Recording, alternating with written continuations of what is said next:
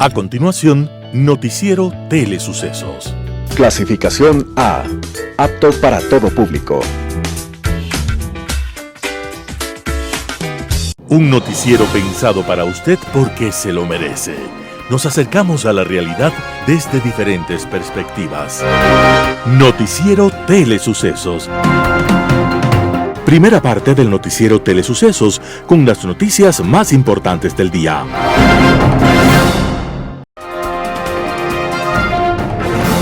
Bienvenidos a su Noticiero Telesucesos.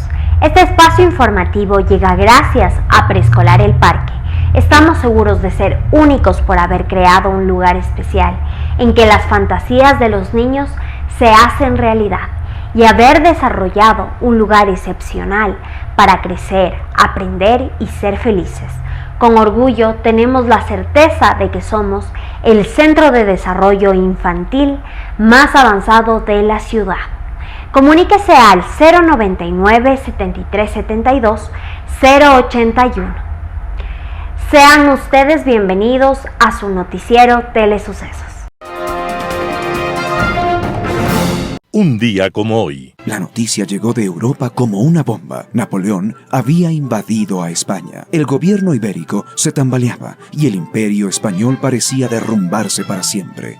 Los sectores dirigentes de la ciudad de Quito decidieron que ese era el momento de tomar el poder para prevenir eventuales decisiones contra sus intereses provenientes de Lima o Bogotá. Un grupo de patriotas e intelectuales se reunieron en casa de doña Manuela Cañizales y decidieron quitar a las autoridades y formar una junta suprema. El golpe fue sorpresivo y triunfó sin oposición. Los rebeldes fueron apoyados por las tropas locales y tomaron presos a los miembros del gobierno. Pero aquel triunfo fácil fue engañoso. El pueblo no participó. Las otras provincias no secundaron el movimiento y se sintieron desconocidas en tan trascendental decisión. Y lo más grave, los dirigentes no eran revolucionarios convencidos. En verdad, eran conservadores por nacimiento, vocación y convicción. Y una revolución pensada, decidida y realizada por sectores tradicionalistas tendría que tener un final poco feliz. Y así fue. Un año más tarde, después de vacilaciones y actitudes erráticas de los dirigentes de aquella revolución, después de nuevos sometimientos al poder español, se desató una represión que el pueblo de Quito lloró amargamente. Aquel movimiento pionero, faro de los movimientos libertarios en América, sucedió un día como hoy, 10 de agosto de 1809. Y desde entonces y hasta siempre, inclusive en medio de las sombras de muchas noches, Quito es luz de América. Las principales noticias del día. Titulares. Banecuador culmina el proceso de condonación de deudas. Policía detiene al juez Bani Molina en Manabí. La orden de gobierno de frenar la Ecoplus deja varado al mercado.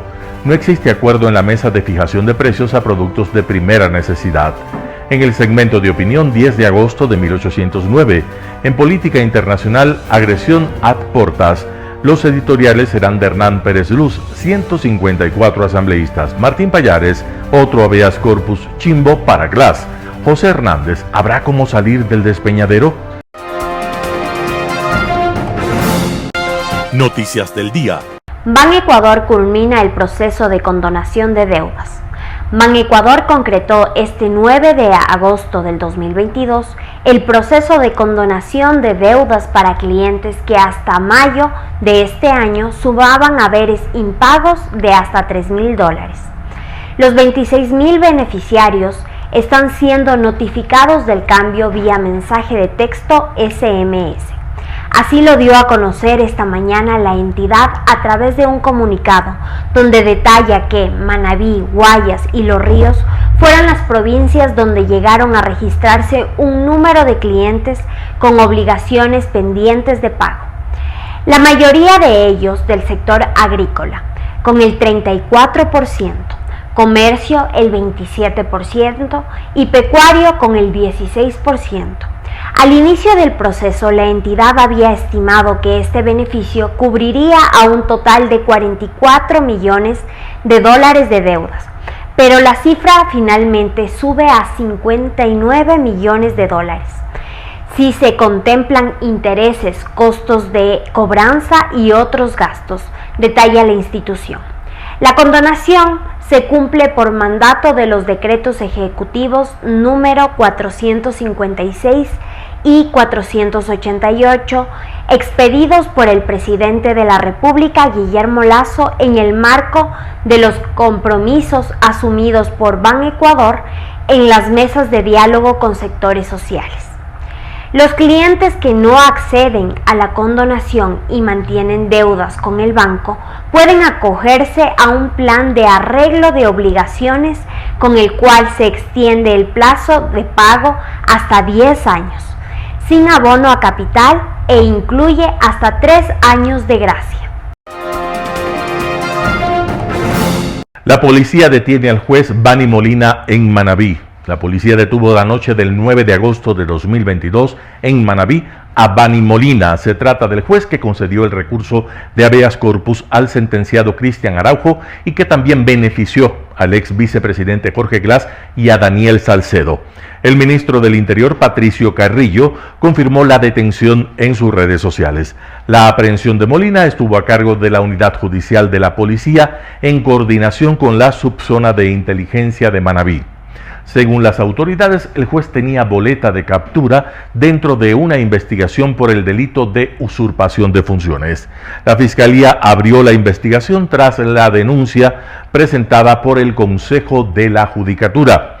En un comunicado, la Judicatura señaló que el juez Molina no tenía jurisdicción al momento de otorgar el habeas corpus.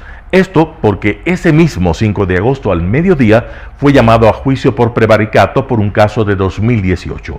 Fausto Murillo, titular de la Judicatura, recordó que este Consejo de la Judicatura no hizo el concurso de méritos para que el magistrado Bani Molina ingrese a la función judicial.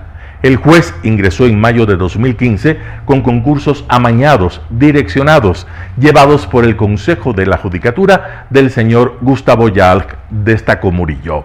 Además, el magistrado se lo vincula al delito de asociación ilícita. La orden del gobierno de frenar la Ecoplus deja varado al mercado. Estaciones que iban a participar en el plan piloto para la comercialización de la nueva gasolina Ecoplus 89, que iniciaba este 11 de agosto del 2022, están listas para recibir el nuevo combustible. Sin embargo, la noche del pasado lunes 8 de agosto, Petroecuador comunicó que la iniciativa se suspende sin dar explicaciones de los motivos ni la nueva fecha para arrancar la venta. Las estaciones que se acogieron a este plan se quedaron con los tanques vacíos porque ya estaban esperando el nuevo producto y no sabemos para cuándo va a salir el nuevo producto, aseguró Osvaldo Erazo, secretario ejecutivo de la Cámara Nacional de Distribuidores de Derivados de Petróleo del Ecuador.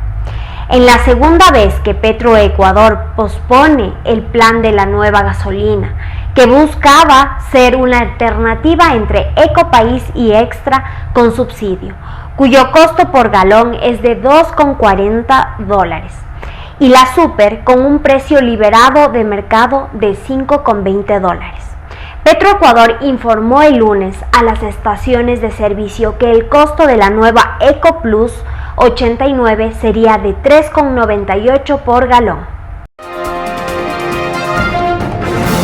No existe acuerdo en la mesa de fijación de precios a productos de primera necesidad. La mesa que analiza la fijación de precios a productos de primera necesidad que plantean los movimientos indígenas al gobierno ha quedado en el aire. Ayer, tras una larga jornada de trabajo, ambos grupos no lograron llegar a un acuerdo. El gobierno no quiere ceder a fijar o establecer precios referenciales para los 44 productos y servicios en el listado de los indígenas. El viceministro de Gobierno, Homero Castañer, manifestó que desde el gobierno se plantearon 12 propuestas, de las cuales en 4 hubo consenso, como estudios del costo de la vida en la ruralidad, 200.000 operativos de control de precios hasta diciembre, reformas al acuerdo ministerial 069 del Ministerio de Gobierno para que las intendencias tengan capacidad sancionatoria administrativa y establecer una tarifa social a servicios de Internet y de telefonía móvil.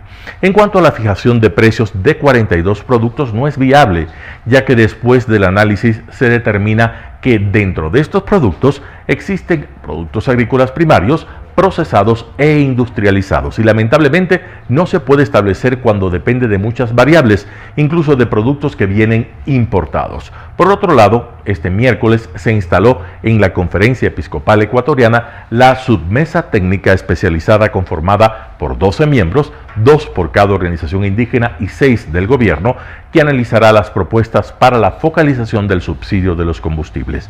Desde el gobierno se han planteado 3 mecanismos para aplicar el subsidio: por medio de un tag, placa vehicular o información en el servicio de rentas internas. Entrevista del día. La mañana de este miércoles en Radio Sucesos, Esteban Bernal, ministro de Inclusión Económica y Social, habló sobre el siguiente tema: firma de convenio con la Fundación Jóvenes contra el Cáncer y lucha contra la desnutrición crónica infantil. Escuchemos la nota. Bueno, cuéntenos sobre esto último y de coyuntura, en donde se firma este convenio para la Fundación Jóvenes contra el Cáncer. ¿Qué tenemos de novedades y bueno, de qué se trata este convenio y en qué medida va a apoyar a esos niños y adolescentes? Bienvenido, ministro, lo escuchamos. Buenos días, gracias Verónica por la invitación. Efectivamente, yo creo que dentro de ese marco de responsabilidad que tiene nuestro Ministerio de Inclusión Económica y Social para con los sectores vulnerables del Ecuador, seguimos ampliando los niveles de cobertura. Primero, hay que comprender que nosotros tenemos, Verónica, casi 2017 convenios suscritos en todo el país. Uno de ellos también es con Jóvenes contra el Cáncer, en los cuales se genera una inversión. Por ahora, por los últimos 4 meses del año, pero es indudable que el próximo año lo suscribiremos año recurrente. En esta ocasión no lo pudimos hacer en el inicio del año 2022 por varias dificultades, yo diría, y limitaciones normativas e institucionales, pero que generó en cierta forma en los medios de comunicación, en la sociedad, una alerta como que el MIES no quería firmar, pero hay temas que están vinculados a temas eminentemente institucionales. Hay que comprender que el trabajo de Jóvenes contra el Cáncer es un trabajo de carácter social para con sus familias, porque la atención de salud jamás se ha negado, ¿no? Cuidado, porque un colega periodista suyo me preguntaba, ministro, pero ¿qué ha pasado durante este periodo de tiempo que los jóvenes, los niños, los adolescentes que han tenido problemas de cáncer no han podido ser atendidos? Ahí hay que hacer una aclaración. Jamás el tema del ámbito de salud ha sido restrictivo. Este es un trabajo adicional, es un trabajo social, un trabajo de acompañamiento psicológico, etcétera, pero que tuvo que cambiarse la norma técnica para que efectivamente podamos cumplir. Segundo, les reitero, son 2017 convenios. El Estado ecuatoriano invierte 214 millones de dólares en todos los cooperantes a nivel nacional, para dar cobertura a diferentes ámbitos: adultos mayores, personas con discapacidad, niños, niñas, adolescentes, etcétera. Y aquí, Verónica, permítame rápidamente darle unos datos que son fundamentales, importantísimos.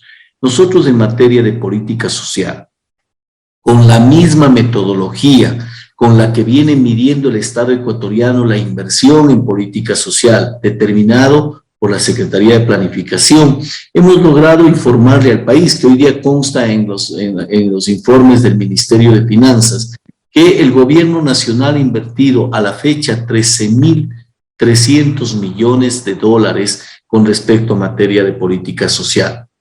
Esto comparable con los promedios de los 2 gobiernos anteriores, los 10 años del gobierno del presidente Correa, se logró una inversión de 8.100 millones de dólares. Este incrementó casi a 11.000 millones en el gobierno del presidente Moreno. Y con nosotros bordeamos los 13.300 en promedio del tiempo recurrido, pero para este año 2022, al terminar en diciembre, habríamos invertido 14.300 millones de dólares.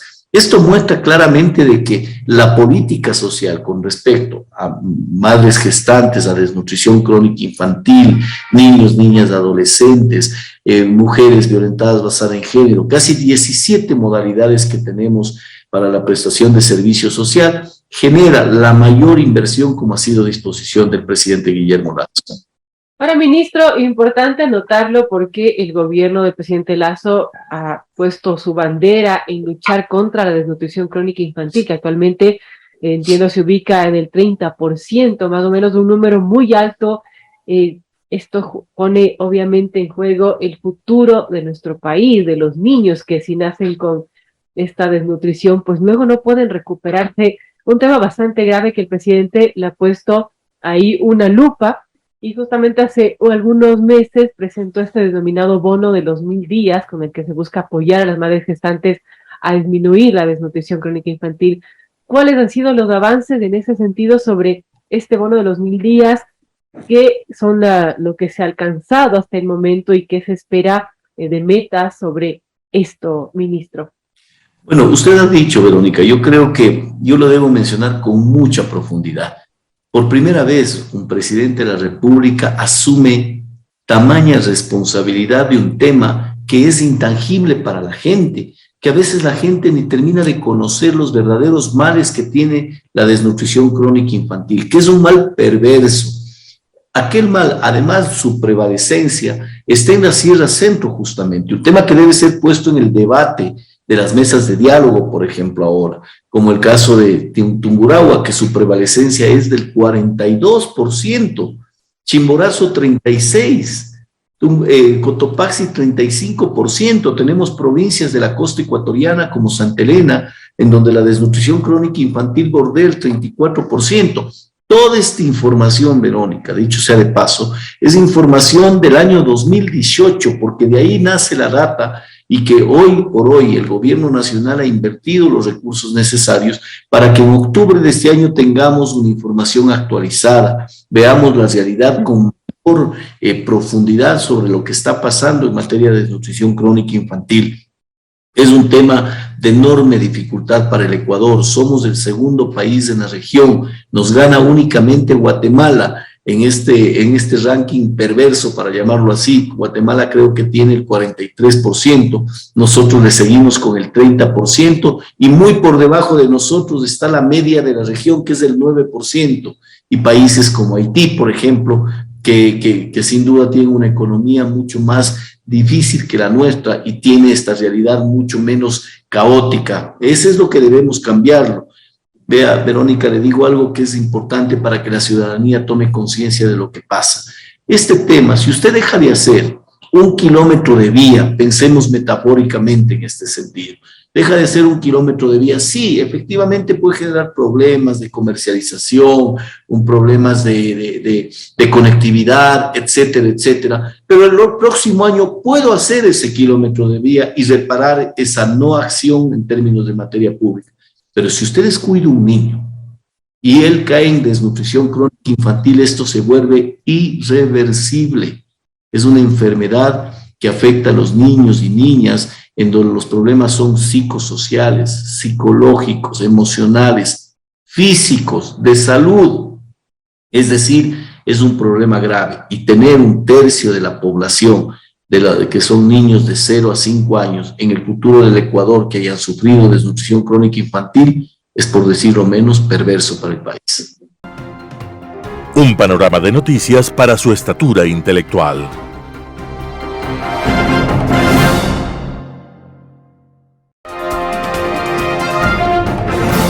Opinión. Para muchos, la primera fecha nacional es el 10 de agosto de 1809. Esta nos recuerda la declaración de la primera Junta de Gobierno en Quito, misma que desconoció la imposición de José Bonaparte como rey de España y respaldaba a Fernando VII como legítimo rey sobre los territorios del Imperio Español. Y si bien esto no significó un gobierno autónomo de la corona, tuvo una carga simbólica importantísima, que fue el rechazo a la tiranía y la capacidad de los quiteños de tomar decisiones para enrumbar por sí mismos su destino. Es que el rechazo a los gobiernos que tratan de someter ilegítimamente a su pueblo empezó mucho antes, en la Revolución de las Alcabalas en 1592, y se ha hecho manifiesta en la Revolución de los Barrios de Quito de 1765, en las guerras de independencia y en el rechazo a los autoritarismos que han pasado por Carondelet. Además, los quiteños hemos demostrado la capacidad de defender nuestra libertad. No por nada hemos sido bautizados como Luz de América, y es cuna de insignes liberales como Eugenio Espejo, Juan Pío Montúfar, Manuela Sáenz o Manuela Cañizares. Por esto muchos afirman equivocadamente que la gente de nuestra capital es ingobernable, pero solo somos herederos de una tradición libertaria que sabe defender sus derechos, que sabe plantearse ante los problemas y que sabe exigir el cumplimiento de sus promesas a quienes nos gobiernan. Esta fecha debe recordarnos el espíritu de la quiteñidad y la estirpe a la que pertenecemos los habitantes de esta milenaria ciudad y quienes vivimos aquí, heredada de un mestizaje de gente valiente y trabajadora. Que este 10 de agosto nos recuerde a todos que la defensa de la libertad es una obligación moral para todos nosotros. Gracias. Global Hoy con Alan Carney. Las tensiones que se han venido acumulando en Asia Oriental a lo largo de los últimos años, por una serie de acciones y declaraciones que ha llevado a cabo el gobierno chino en una escalada gradual de provocaciones y de intimidación contra sus vecinos cercanos, al declarar como suyos vastas extensiones del llamado Mar de la China, mera denominación geográfica, que históricamente han sido y son, de acuerdo a sentencias internacionales, aguas de libre navegación al no ser parte de ningún país. A China, tales resoluciones le son indiferentes y ha continuado en sus acciones de usurpación de esas aguas hasta con la ocupación de algunos islotes para, a partir de estos, arguir a un derecho a un mar territorial y a una zona económica, lo que al parecer sería uno de los factores que motivan su interés, pues en dicha zona económica es conocida la existencia de importantes recursos hidrocarburíferos en la plataforma continental submarina. Como era de esperar, otros estados ribereños del mar de la China Meridional, como Vietnam y las Filipinas, han expresado su oposición a las pretensiones chinas y al llevar el caso a las instancias internacionales pertinentes han obtenido reconocimientos de sus derechos como estados ribereños. Como en tantos otros temas, China ha hecho caso omiso del derecho internacional y ha persistido en sus acciones, incluso construyendo islotes artificiales y estableciendo en ellos bases para sus buques y aviones de combate. Además del reconocimiento de los reclamos de Vietnam y Filipinas a sus derechos sobre los recursos submarinos, quedó también en claro el de todos los otros países a la libertad de navegación, por ser aguas internacionales. Tampoco este principio elemental de libertad de navegación ha merecido respeto alguno por parte de China, y las tensiones por esta causa han ido en aumento constantemente.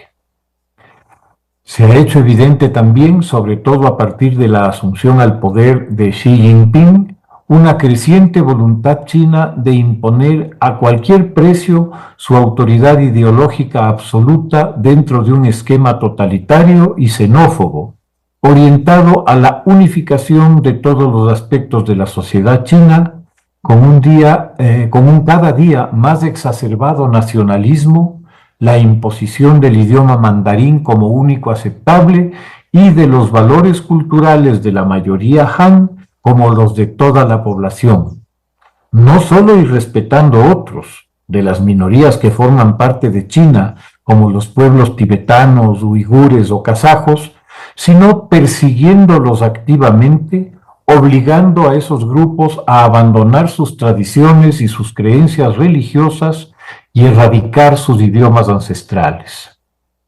El escándalo mundial por el trato a los musulmanes del Xinjiang, a los que, según explícitamente declaran las autoridades chinas, se está reeducando, penosa expresión y eufemismo para decir que se les está borrando su alma junto con su cultura en campos de concentración que harían palidecer de envidia a las Treblinkas y los Auschwitz de unos racistas anteriores. Si bien todavía no se queman los cuerpos, está claro que hay otras maneras de asesinar a los distintos, tan efectivas como las de sus precursores.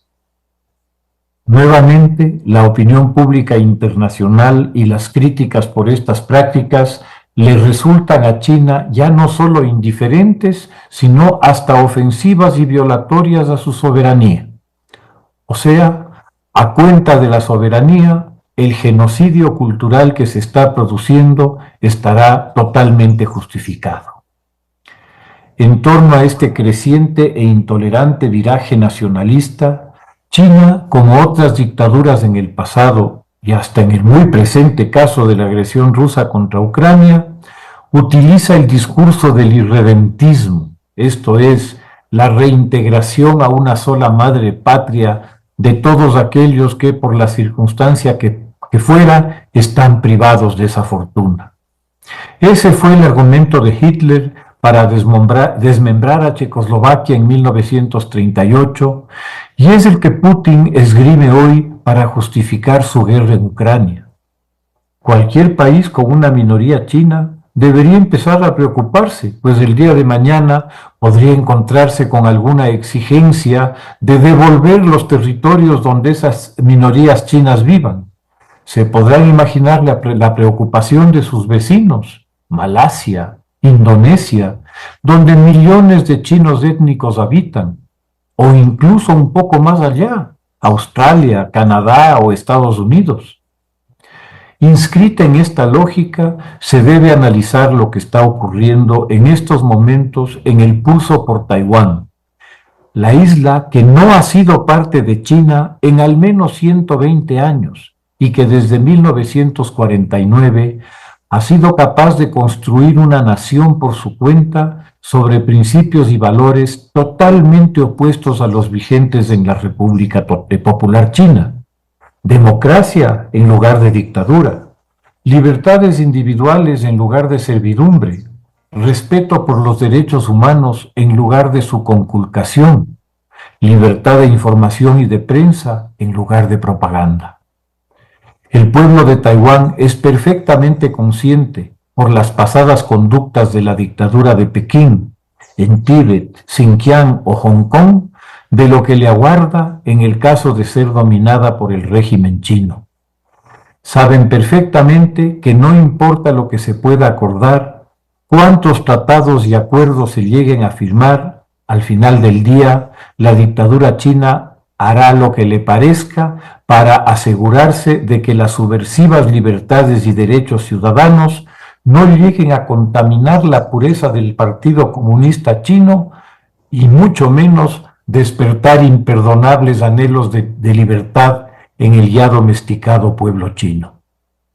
La visita de la presidenta de la Cámara de Representantes de los Estados Unidos, la señora Nancy Pelosi, a Taiwán, ha servido de pretexto para que China ejecute unos ejercicios militares aeronavales de una dimensión sin precedentes.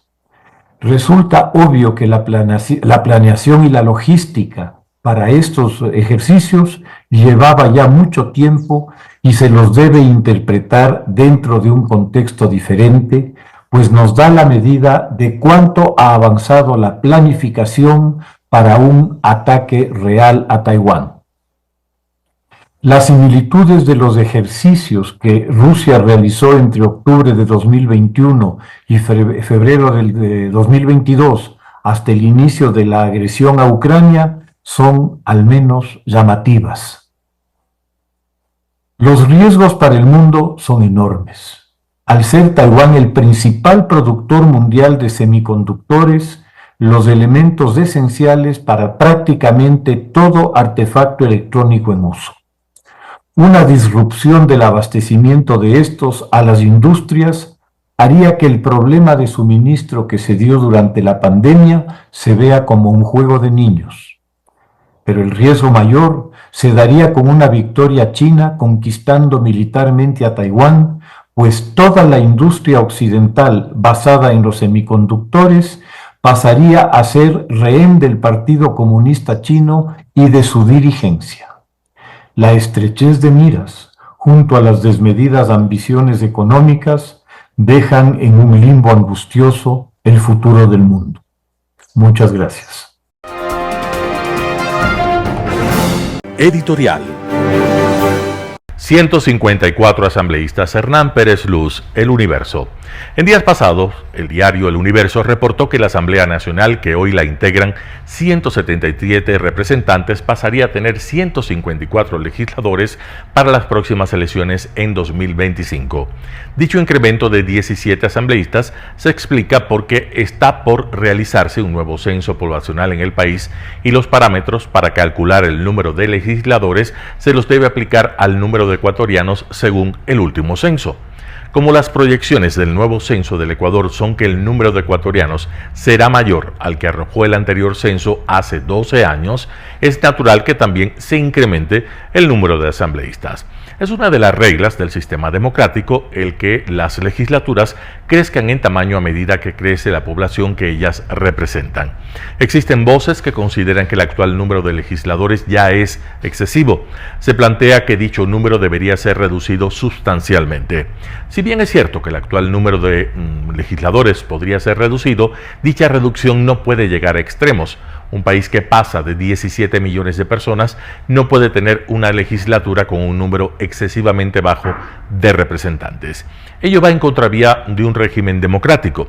Si parte del problema es el número excesivo de legisladores y creemos que en realidad así es, cualquier modificación que haga la fórmula de calcular el tamaño de la Asamblea se la deberá hacer sin caer en excesos y respetando el principio de proporcionalidad. Sin embargo, la discusión sobre el número de legisladores no es tan esencial como lo son la eficiencia de la Asamblea y la calidad de sus miembros. En la actualidad, la Asamblea concentra en una sola Cámara todas las funciones propias de una legislatura: representar a la ciudadanía, legislar, fiscalizar, aprobar y denunciar tratados, acusar y enjuiciar políticamente a altos funcionarios públicos, aprobar el presupuesto general, conocer estados de excepción, entre otros. No hay una asignación de funciones como sucede en muchas legislaturas donde, por ejemplo, existen dos cámaras, una de las cuales asume ciertas facultades y la otra las demás.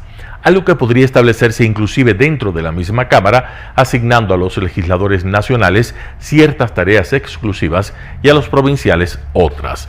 A ello se debe sumar su inestabilidad interna. La norma constitucional que manda que sus máximos personeros duren 2 años fue violada recientemente. Con ello, en el futuro será perfectamente natural que cada 6 meses las dignidades cambien al son de los pactos que se hagan. Pero el mayor problema es sin duda la calidad de los asambleístas. Con pocas excepciones, el panorama es desolador. Asambleístas que carecen de la formación mínima para legislar y de toda virtud cívica. Individuos que incurren en corrupción una y otra vez, que están listos para insultar y chantajear, pero que son nulos para articular cualquier solución a los problemas complejos que sufre el país. Sus alocuciones no inspiran, sino que avergüenzan, y encima reciben un sueldo de nuestro bolsillo. La reciente comparecencia del ministro del Interior, Patricio Carrillo, a una de las comisiones legislativas para responder a absurdas acusaciones, dejó plasmado una vez más ese nivel de degradación en el que se hunde a diario nuestras legislaturas, y en poco serán 154. Hernán Pérez Luz, El Universo. Otro habeas corpus chimbo para Glass. Artículo de Martín Payares publicado en el portal 4 Pelagatos.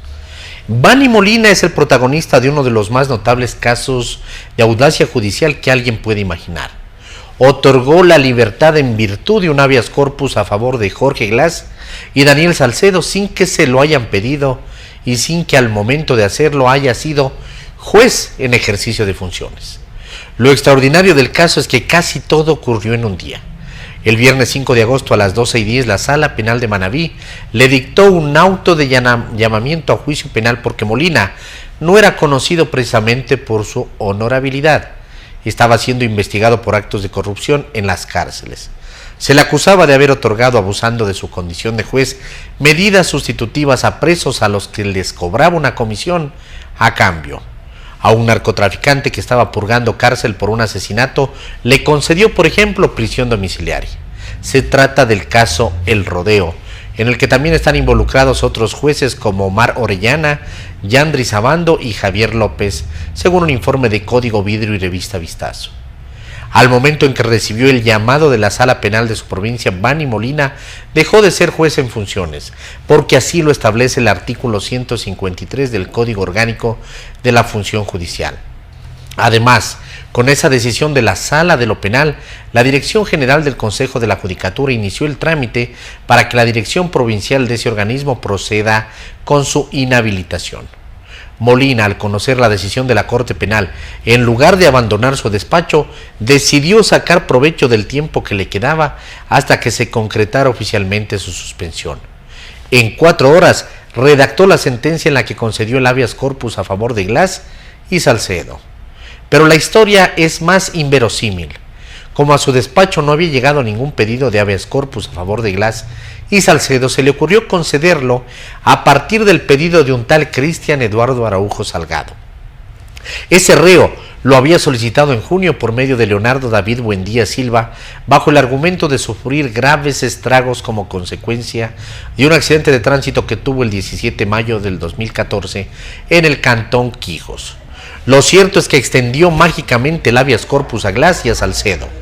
En cuanto al compareciente Jorge Glass, se determina que padece de varias enfermedades, algunas desde temprana edad y catalogadas algunas de ellas como catastróficas, así como hipertensión arterial, espondilis anquilosante, fibromialgias, rinitis, faringitis, gastritis y trastornos de ansiedad. Lo escribió sin incluir informe o testimonio médico alguno. En el caso de Daniel Salcedo, el juez Molina argumentó, sin tener mayor información médica, que se encuentra en estado de vulnerabilidad porque le es muy difícil acceder a un centro médico en caso de necesitarlo. Ayer, 8 de agosto, Bani Molina extendió a las 8:23 las boletas de excarcelación a favor de Glass, Salcedo y Araujo. Por todo esto, el Consejo de la Judicatura pidió ayer mismo a la Fiscalía ordenar la inmediata aprehensión de Molina y ponerlo a órdenes de autoridad competente. Usted, señora fiscal, de considerar pertinente, se servirá en dictar cualquier otro tipo de actuaciones o diligencias adicionales con el fin de determinar las respectivas responsabilidades sobre los hechos que he puesto en su conocimiento. Pasadas las 13 horas, Fiscalía publicó un comunicado afirmando que abrió una investigación por el presunto delito de usurpación y simulación de funciones en contra de Molina. Bani Molina tampoco cumplió con 2 requisitos legales insalvables.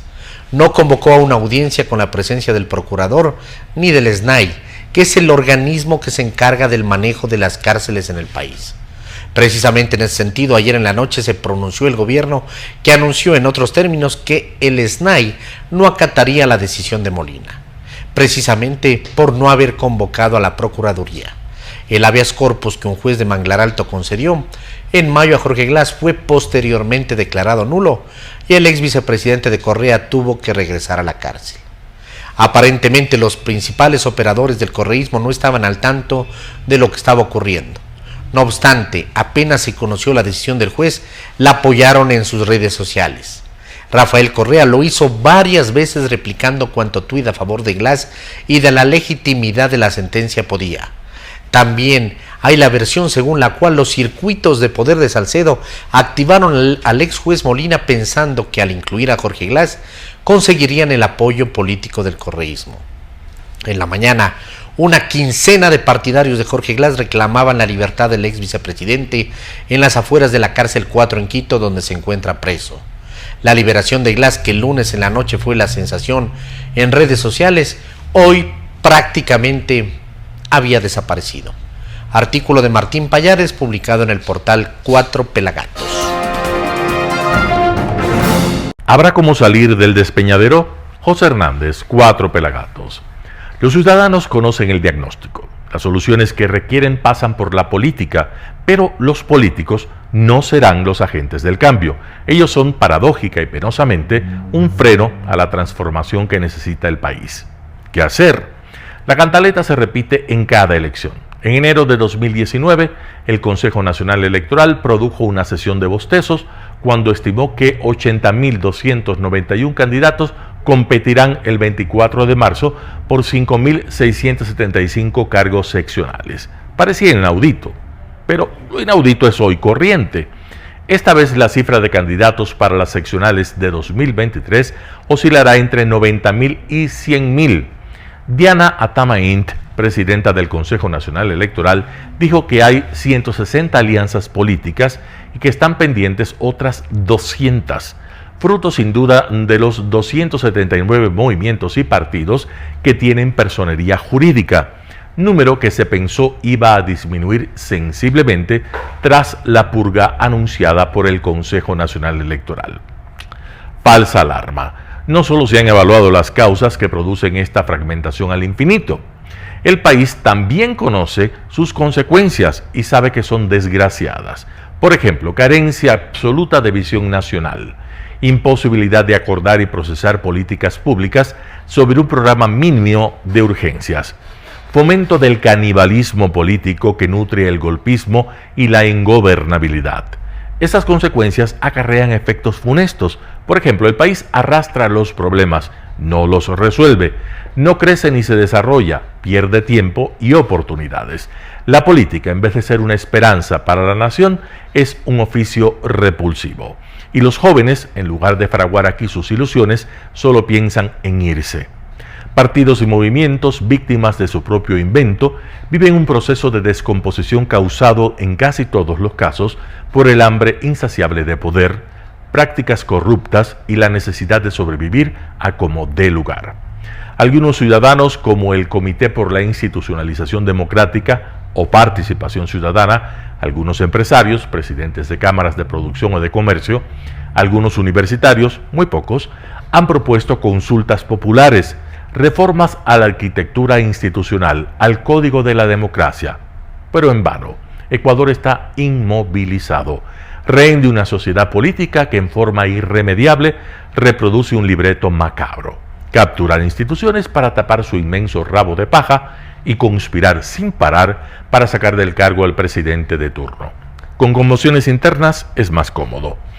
¿Quién puede pensar en esas condiciones que Ecuador debe apostar por el statu quo? ¿Y cómo salir del inmovilismo si la solución está en manos de aquellos que causan el problema?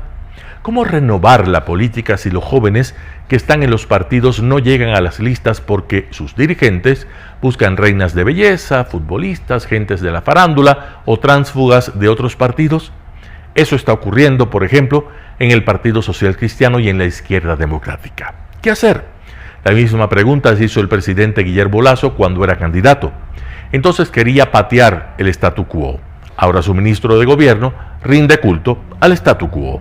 Francisco Jiménez también cultiva la ilusión de cambiar el sistema poniendo más aceite en su engranaje. Un espejismo que se paga desmembrando un poco más el Estado, multiplicando la corrupción y fortaleciendo el inmovilismo. Jiménez es el ejemplo de esos políticos que no creen en la capacidad disruptiva de la política, que discursivamente, y a pesar de las evidencias, sí mantienen el correísmo y la conalle de Leonidas Issa. Los dos proponen enormes retrocesos bajo el paraguas político y progresista del autoritarismo y la dictadura liderada por el campesinado indígena. ¿Qué hacer cuando no hay alternativa política ni masa crítica que emerja de la sociedad, ni jóvenes que quieran quedarse en el país porque el país que ven, palpa e inspira a irse? ¿Qué hacer cuando esos 6 millones de personas sin trabajo no tienen presencia alguna en el ámbito público? ¿Qué hacer cuando los electores tendrán que votar otra vez por gente que ni siquiera conoce en una papeleta que ni siquiera tendrá tiempo de hojear? ¿Qué hacer? Esa pregunta debería ser motivo de un concurso nacional, volverla debate de moda. Sin esa pregunta no hay cómo salir del despeñadero. José Hernández, 4 Pelagatos. Noticias internacionales. Indignación entre partidarios de Trump tras el registro de su casa en Florida por parte del FBI. El Partido Republicano cierra filas con el expresidente Donald Trump tras el registro de su casa de Florida por parte del FBI. Esta medida, aplicada sin previo aviso, ha causado un gran revuelo entre sus partidarios. Amigos y familiares me preguntaron qué demonios está pasando, por qué no se aplica la ley por igual, Inclusive algunos amigos me han preguntado, ¿se está convirtiendo el FBI en la Gestapo? Trump, que se encontraba en Nueva York en ese momento, ha acusado a los demócratas de instrumentalizar el sistema judicial. La operación estaría vinculada a una investigación sobre el manejo de material clasificado y sensible por parte de Trump. La Casa Blanca niega saber algo al respecto. Nos enteramos, al igual que el público estadounidense, el martes, y no tuvimos aviso previo de esta actividad. El presidente Biden ha sido muy claro desde antes de ser elegido presidente y a lo largo de su mandato, que el Departamento de Justicia lleva a cabo sus investigaciones de forma independiente. Los ciudadanos han organizado protestas frente a la casa de Trump en Florida. Creemos que es un abuso de poder. Creo que desde que se bajó de la silla presidencial no ha habido más que ataques para él, porque sienten que representa al pueblo. Y cuando llegue al cielo, ¿qué voy a decir sobre mis actos cuando este país fue robado por un grupo de fascistas, que además tengo que aguantar? Tanto los aliados de Trump como sus críticos esperan que el Departamento de Justicia revele exactamente lo que se encontró en la casa del expresidente. Ante el intenso bombardeo ruso, Ucrania agiliza la evacuación de civiles en el Donbass. Ucrania acelera las evacuaciones de civiles en las zonas que aún controlan el Donbass ante la intensificación de los bombardeos rusos. Rusia, por su parte, dice seguir destruyendo municiones ucranianas de misiles HIMARS y obuses M777, pero no las tiene todas consigo. Este martes, una explosión de munición ha provocado un incendio en una base aérea militar de Crimea, según el Ministerio de Defensa ruso. Mientras tanto, en Europa cobran fuerza las palabras pronunciadas la víspera por el presidente ucraniano Volodymyr Zelensky, que pidió que se prohibiera la entrada en la Unión Europea a todos los ciudadanos rusos, estén o no de acuerdo con la guerra. Su propuesta divide a los 27, aunque algunos gobiernos, como el de la finlandesa Sanna Marin, dicen estar de acuerdo con el líder ucraniano. No obstante, Marin reconoce que es un asunto complicado debido a la libre circulación que existe en la UE. Por su parte, el portavoz del Kremlin ha criticado con dureza el llamamiento de Zelensky. La irracionalidad de su razonamiento supera todos los límites y solo puede provocar una reacción negativa. Cualquier intento de aislar a Rusia o a los rusos es algo que carece de toda lógica.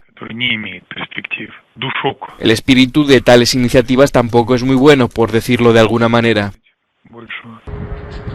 Mientras tanto, la atención mundial sigue centrada en la central nuclear de Zaporilla, la mayor de Europa, cuyas instalaciones fueron atacadas en los últimos días. Rusia y Ucrania se acusan mutuamente de los daños que obligaron a apagar uno de sus 6 reactores. Las autoridades impuestas por Rusia en la zona han anunciado este martes que reforzarán las defensas antiaéreas de la central. El Mar Negro se ha convertido en un campo de minas desde que comenzó la guerra en Ucrania.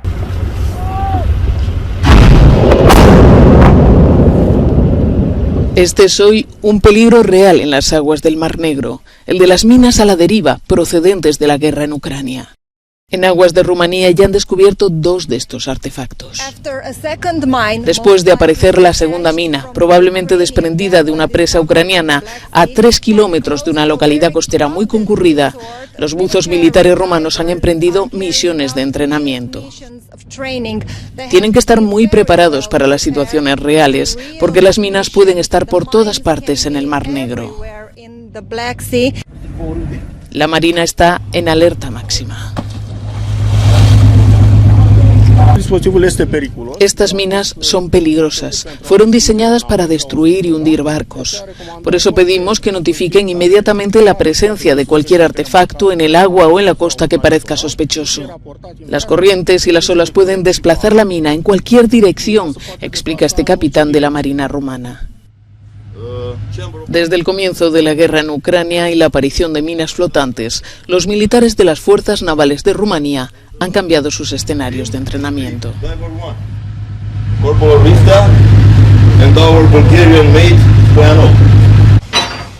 Los buceadores rumanos se entrenan estos días junto a colegas de Bulgaria, Georgia, Estados Unidos y Turquía. Los buzos militares están poniendo el equipo. Se sumergirán a 50 metros en el mar. into the sea.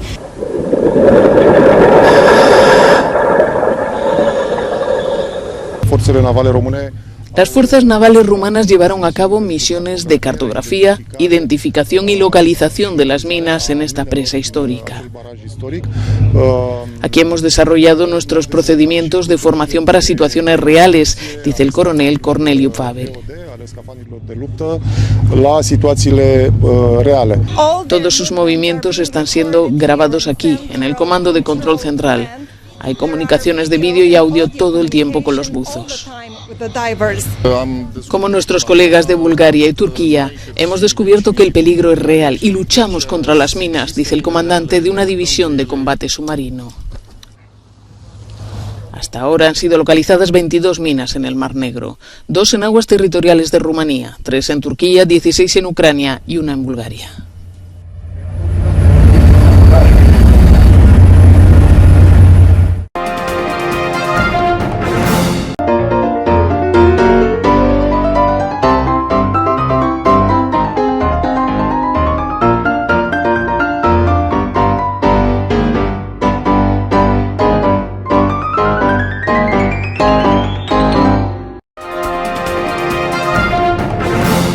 Gracias por sintonizar el noticiero Telesucesos.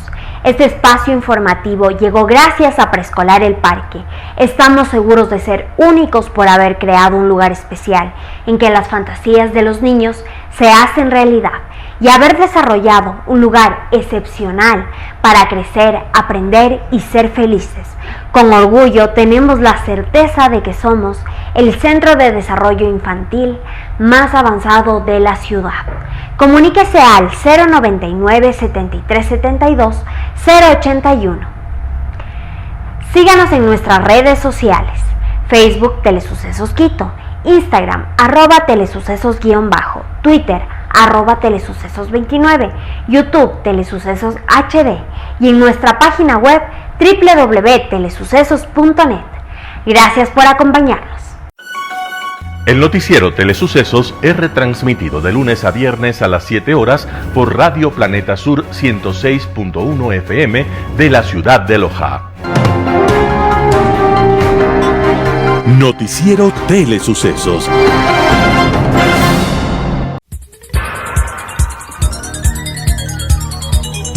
Las opiniones vertidas en este espacio por la producción y dirección del programa son de exclusiva responsabilidad de sus autores y de quienes intervienen en ellos.